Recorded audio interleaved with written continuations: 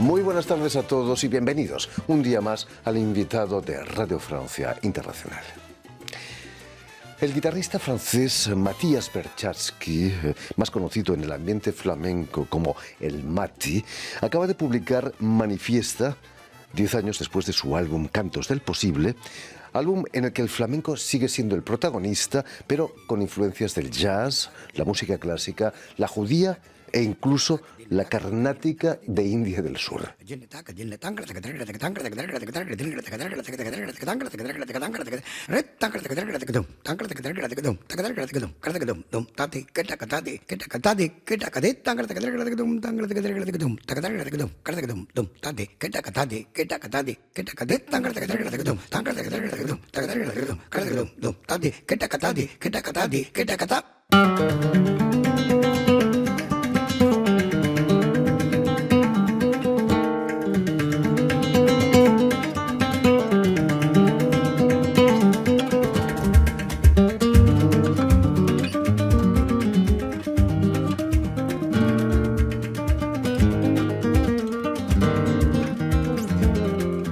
Precisamente para hablarnos de su nuevo trabajo discográfico y de su trayectoria como guitarrista, Matías Berchavsky, el Mati, ha sido tan amable de venir hasta nuestros estudios. Muy buenas tardes, Matías. Muy buenas.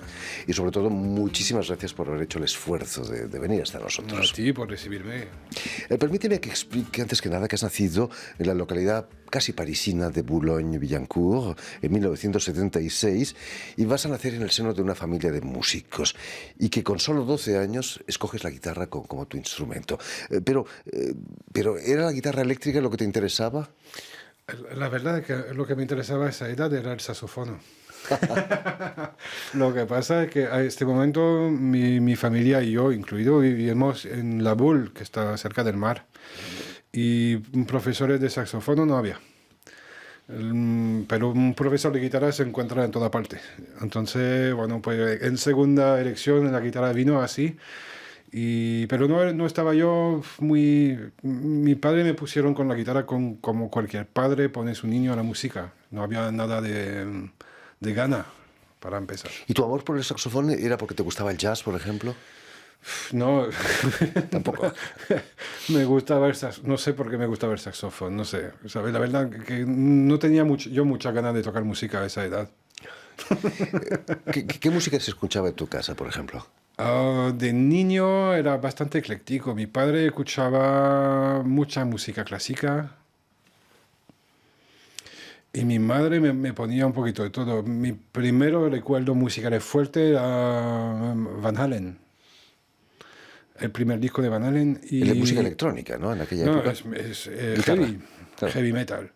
Y el segundo choque musical creo que era la música de E.T., ¿sabes? La película de Spielberg, la música de John Williams. Imagínate, muy diferentes. Sí, bueno... Pero el jazz y el blues van a ser tus primeros caballos de batalla. ¿Se podía aprender improvisación en el conservatorio en aquella época? Yo no he estado en el conservatorio. Yo empecé con un profesor particular y creo que empecé el jazz gracias a él, porque él estaba muy aficionado. Más que todo ese disco muy famoso de Paco de Lucía en trío con McLaughlin y Al Di Meola, que es muy conocido, ¿no? Y entonces, pues casi del tirón me ponía temas de Mañana de Carnaval, de esas cosas. Entonces yo por esa puerta entré. Quizás mejor que el conservatorio, ¿no? Porque... Es diferente. Yo creo que hay como siempre hay un complejo con los músicos. Lo que hicieron del conservatorio tiene el complejo de él que aprende en la calle y él de la calle tiene el complejo de no haber estudiado en conservatorio. Yo soy de la segunda categoría.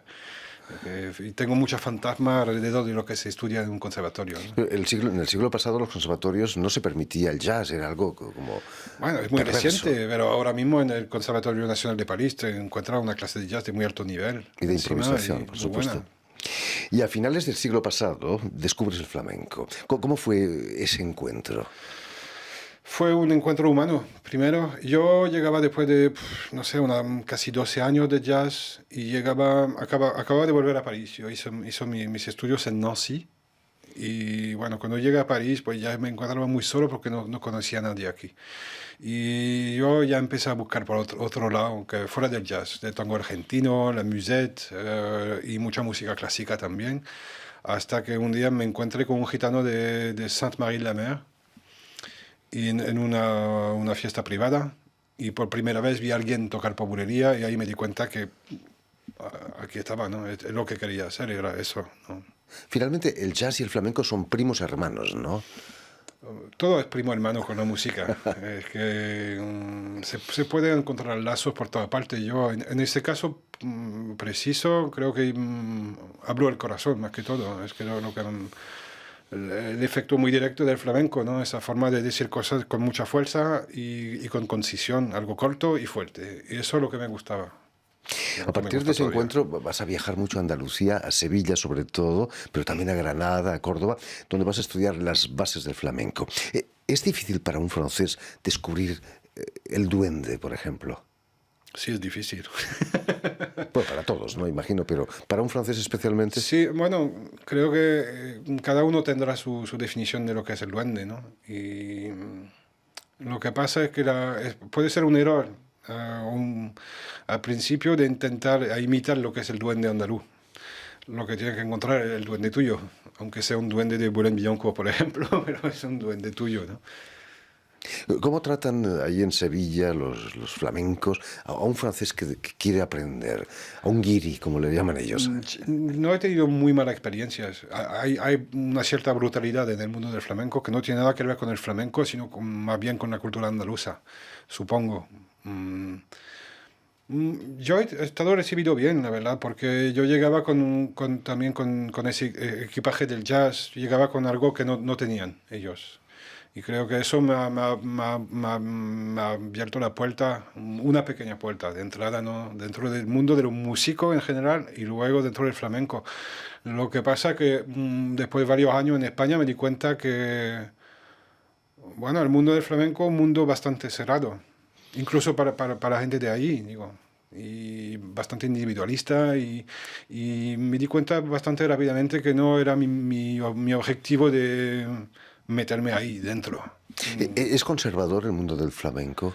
Sí, lo es, pero tiene razón. La ortodoxia del flamenco es una garantía de vida y de conservación de lo que es la esencia del flamenco. Es que si no hay ortodoxos para protegerlo, pues se pierde, porque es muy frágil. Por supuesto. ¿Qué es lo que más te costó de aprender? Todo. todo La técnica me quizás. costó. Sí, técnicamente, claro, la técnica de guitarra flamenca es una técnica muy completa, muy inédita. Yo había estudiado jazz con la púa, con guitarra eléctrica, y tenía yo que aprender la guitarra casi desde cero, ¿no? Eso fue difícil, aprender los códigos del cante, aprender los códigos del baile, y creo que todavía esa parte con observación se puede conseguir, ¿no? Y lo que todavía es difícil es guardar frescura. Es el problema de la música tradicional en general, ¿no? Es que porque siempre tocan lo mismo, ¿no? Y que muchas veces los músicos dicen que el flamenco parece improvisado, pero no lo es. El flamenco es una música muy repetitiva, ¿no? Entonces guardar esa energía, esa pasión y esa gana de seguir tocando flamenco, eso es difícil. Y aún más difícil fuera de España. Lo que pasa es que el flamenco en España y en Andalucía es un asunto muy serio. Algo, fíjate, si tú estudias guitarra en tu piso en Sevilla con la ventana abierta y te equivocas tocando, hay alguien en la calle diciendo, ahí, así no es. Hay mucha presión. Matías, ¿recuerdas tu primera actuación ahí en Sevilla, por ejemplo? Mi primera actuación, he hecho poco actuaciones. He tenido la suerte de acompañar a una cantadora que se llama La Tremendita, y con ella he hecho un par de giras en Las Peñas. Y en Sevilla era en Triana, en un teatro bastante grande, en Triana.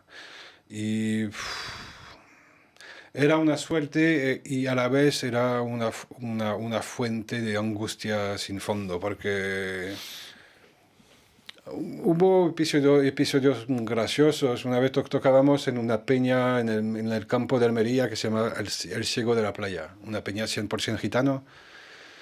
Y no había equipo de sonido, se tocaba en acústico y enfrente había como 200 personas, con niños, lo viejo, todas las generaciones. Y no sabían quién soy, por supuesto, ¿no? Y yo voy acompañando a la tremendita y he tenido unos cuantos oles después de la falseta, que ya es un reconocimiento bastante agradable, ¿no? Y al final del concierto vinieron algunos a verme y dice, ¿tú de dónde eres? Yo digo, yo soy de París. Y dice, ¿pero tu familia de dónde es? Y digo, mi familia de Rusia, de Polonia. Y después de un rato hubo como, vaya engaño, ¿no? Vaya engaño, ¿de dónde sale este, no? ¿Qué esperaban? ¿Que fuera gitano? No, no tienes aspecto de gitano. No, no es por ser gitano, es porque creo que es la falta de costumbre. Y muchas veces te puedo decir que los gitanos entienden mejor ese hecho que un extranjero haga miles de kilómetros para aprender el flamenco, lo respetan. Y además vas a diplomarte incluso en guitarra flamenca con mención en la Fundación Christine Herren. ¿Cómo fue eso? Corto, fue 4 meses, era un curso de especialización y más que todo se estudiaba el acompañamiento del cante. Lo que pasa es que esa fundación es como un conservatorio del cante flamenco sevillano y bueno, estaban Naranjito y Triana, figuras muy grandes del cante hondo sevillano. Entonces se estudiaba cante por los detalles. Y cuando te ponías a tocar malagueña ibas a estudiar las 13 malagueñas que hay. Si vas a estudiar el cante del Levante, te ponían los 45 cantes del Levante que hay. Que nadie lo sabe, ¿eh? Nadie lo canta esto. Aparte de unos cuantos que estaban enseñando ahí en la fundación. Entonces era como un curso donde se estudiaba la tradición flamenca, pero la más antigua, la más académica que hay. Y luego yo por la tarde iba acompañando clases de baile, iba por la calle porque ahí estaba la otra parte, ¿no? Que esa parte no se podía estudiar ahí, pero la otra parte del flamenco se estudiaba por la calle con la gente, ¿no? Y en los bares, imagino, ¿no? Las tabernas. Sí, bueno, lo bonito de Sevilla ahora ha cambiado mucho, pero cuando llegué en Sevilla la primera vez, ¿no? En 98, los bares no cerraban. Estaba abierto 24 horas, 7 días a la semana. Entonces, puedes imaginar que la fiesta podía durar muchísimo. Cuando estuve en Sevilla me sorprendió que la gente no habla en los cafés, canta, saca una guitarra y están cantando, ¿no? Eso Sí, no ocurre en otros lados. es que la fiesta flamenca, he conocido poca fiesta flamenca auténtica, pero son recuerdos inolvidables porque es un sentimiento de comunión muy fuerte con desconocidos, es fantástico. En París no tenemos lo mismo. Sí, ¿eh? a veces. Puede pasar. Pocas veces, pero bueno, si tú lo dices. Puede pasar. En paralelo a acompañar a artistas flamencos, vas a grabar en Francia varios discos con artistas de la llamada world music, como el argentino Minino Garay, por ejemplo, ¿no? Uh-huh. ¿Qué te interesaba de la música argentina, por ejemplo? ¿Los escuchan en Argentina? En este caso, el encuentro con Minino fue uno de los... Yo conocí a Minino haciendo una sesión de estudio. Me habían pedido de hacer una adaptación flamenca de los estudios sencillos de Leo Brauer, que es un compositor cubano. Y el productor que me había pedido esto hizo venir a Minino para tocar el cajón. Y Minino estaba a punto de grabar su segundo disco, que se llama Quilombo, me parece, y quería guitarra flamenca en el disco. Entonces llegué ahí en el estudio y Minino me dio mi suerte y le agradezco un montón. Y luego he vuelto a tocar con él muchas veces. Por supuesto, gran percusionista, Minino Garay. Volviendo a tu nuevo álbum, el que acabas de publicar ahora, Manifiesta, eso es realmente world music, ¿no? Yo diría que es un disco de flamenco. Lo que pasa es que el término world music es demasiado ancho. Porque a mí lo que me interesa no es mezclar, es lazar. Es como buscar lo que va a caber dentro de una tradición, respetando esa tradición. ¿Cómo explicarte esto sin parecer un reaccionario? A mí no me gusta la fusión. No me gusta la fusión, o sea, en general. La pureza que... A mí me gusta la pureza, me gusta la ortodoxia. Porque me gustan los límites, porque eso determina dónde estoy libre de pisar, ¿no? Y la música tradicional muy ortodoxa me interesa mucho, todas. No eres muy reaccionario, ¿no? Este disco lo has grabado aquí en Francia, pero también en España, en Sevilla, en Algeciras, y sobre todo os fuiste a Madrás, a la India, donde grabaste percusión de la India del Sur. ¿Cómo conoces la música de la India del Sur? Conocía yo primero la música de hindustánica, la música de India del Norte, que ya es muy influenciada en... no lo voy a sacar esa palabra. Tiene una influencia muy fuerte de música persa. Y yo me fui a viajar a la India 2 meses solo, hace 7, 8 años de esto. Quería aventura. Y hizo como 10.000 kilómetros en el país. Entonces empecé por el norte y llegué a Madras porque sabía que había un festival de música carnática y tenía ganas de saber lo que era, ¿no? Y ahí me encontré con una música que tiene un lazo y claro, es el mismo país, ¿no? Pero con un color totalmente diferente, instrumentos diferentes y una relación con el tempo diferente también. Y ahí me di cuenta que digo, no, ahí está el punto. Más que... Me gustaba un montón, y me sigue gustando un montón la música de India del Norte, pero tiene este lado muy atmosférico, muy... ¿cómo se dice? Espiritual casi, ¿no? Laid back, como Sí, sí, dicen sí. los ingleses, ¿no? Y un tempo que mueve así. Y en el flamenco el tempo es muy, muy preciso. Y en el sur tiene esa misma actitud, ¿no? Y también la estructura musical, que la música carnática tiene mucha temática. Son temas, temas, temas. Una parte corta de improvisación y otra vez tema. Y Hablando de parentescos musicales, mucha gente piensa que el pueblo gitano viene quizás de la India. ¿Hay parentesco entre las músicas flamenca y de la India del sur, por ejemplo? no te lo puedo decir con seguridad. Creo que esa teoría viene de lingüística más que todo, porque encontraron como raíces de Calón, que es ¿cómo se dice? El dialecto gitano, ¿no? Que tiene la misma raíz que... pero sin dudas hay gitanos en India. Por lo que he visto en el campo, he visto caras, rastros, ojos. Me decía, "Bueno, este es de Granada, este es de Jerez, ¿no?" Pero yo estaba en India, ¿no? Entonces, seguramente hay un lazo, luego es como los gitanos, eso es fascinante, ¿no? La historia de los gitanos es una historia totalmente oral, no hay escritura, no hay historia. Hay una historia, pero una historia que no está escrita, ¿no? Entonces no se puede saber, un misterio, ¿no? Podemos ver en las redes sociales un vídeo del making of del disco allí en Madras. ¿Cómo fueron esas jornadas de grabación con esos artistas hindús? ¿Cómo, Am, cómo te acogieron, por ejemplo? bien, bien. ¿Sabes? Los hindús, por la experiencia que tengo, por lo menos tienen una actitud casi como niños, son muy sencillos, muy sonrientes y buscan el contacto de los ojos. Y si, por ejemplo, tú tienes gafas por la calle, van a intentar mirarte por debajo, porque no se puede conocer a alguien sin mirarlo a la cara, ¿no? En los ojos, a ver los ojos, ¿no? No, esos músicos yo no los conocía antes. Era contacto por contacto. Tengo un amigo de París que me mandó a San Francisco y este hombre de San Francisco que tampoco conocía me mandó un amigo suyo en Chennai, ¿no? Entonces llegando al estudio, pues yo le conocía por la primera vez, ¿no? Era como, hola, namaste, Una ¿no? cantante fantástica y un percusionista de una cierta edad que me dijiste. Cinco percusionistas 5 diferentes. percusionistas.